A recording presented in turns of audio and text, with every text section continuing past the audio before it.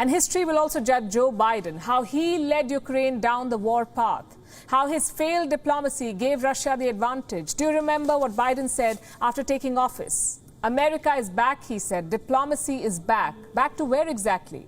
Let me show you.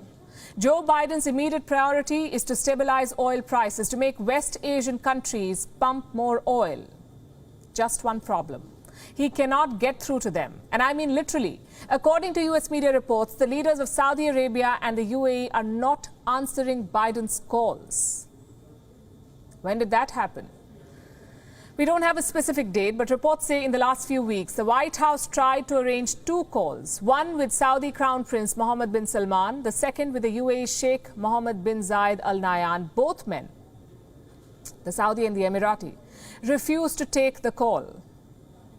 But do you know what's even more humiliating? Both of these leaders spoke to Vladimir Putin.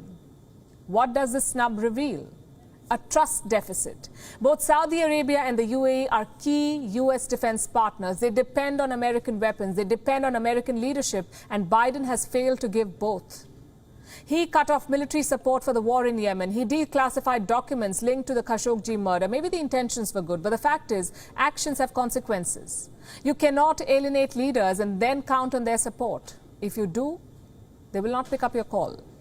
Joe Biden should know this. He keeps bragging about his 50-year career, about his foreign policy chops. But what has he achieved with all this experience? He could not even unite the West. Each country was saying something different. Biden said Nord Stream 2 would be cancelled. Germany refused to comment. Biden said he was open to cutting Russia off from SWIFT. Europe was not. And now Biden says he's banning Russian oil and gas. Again, Europe is not. On Nord Stream and SWIFT, Europe did relent, but by then it was too late. Russia had already reached the gates of Kiev. Biden had enough time to prepare, to reach out to his allies, to work on joint sanctions. But Joe Biden, the President of the United States, was slow to react. His supporters say it's part of quiet diplomacy. Well, maybe it is, but Biden's diplomacy was so quiet, Russia could not even hear it. And the president has a history of this. On most foreign policy issues, Joe Biden has been wrong. We made a list for you today. In 1991, he opposed the war against Iraq. As it turned out, it was a resounding military and diplomatic success. In 2003, he supported the invasion of Iraq. Well, we all know how that turned out. Mistake number 3 came in 2011. Joe Biden changed his position on Iraq. He pushed then-President Barack Obama to withdraw U.S. soldiers. And what happened next? Sectarian violence, more meddling from Iran, and finally the emergence of ISIS. Mistake number 4, Biden said the collapse of Afghanistan's civilian government was not quote-unquote inevitable. As it turned out, it was inevitable. The Taliban conquered Afghanistan even before America's evacuation. Take any foreign policy decision, chances are Joe Biden chose the wrong side. I'll give you another example. This is from 1997, when Biden was a senator.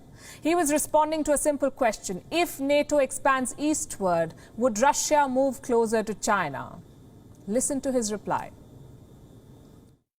They talked about they don't want this NATO expansion. They know it's not in their security interests and on, and said, well, and if you do that, we may have to look to China. And I couldn't help using the colloquial expression from my state by saying to Zhuganov, lots of luck in your senior year. Good luck. And if that doesn't work, try Iran. Condescending, ignorant, and most importantly, wrong.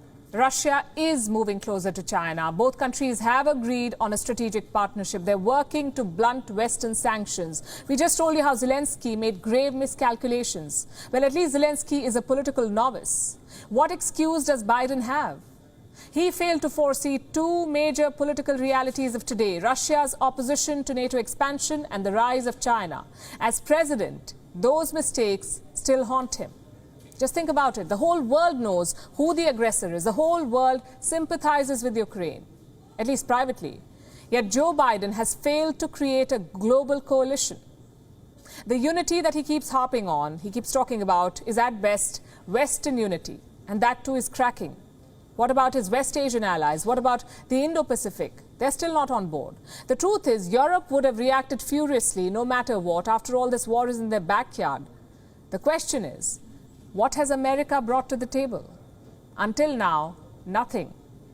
1 year into his presidency, Joe Biden has single-handedly bungled Pax Americana. WION is now available in your country. Download the app now and get all the news on the move.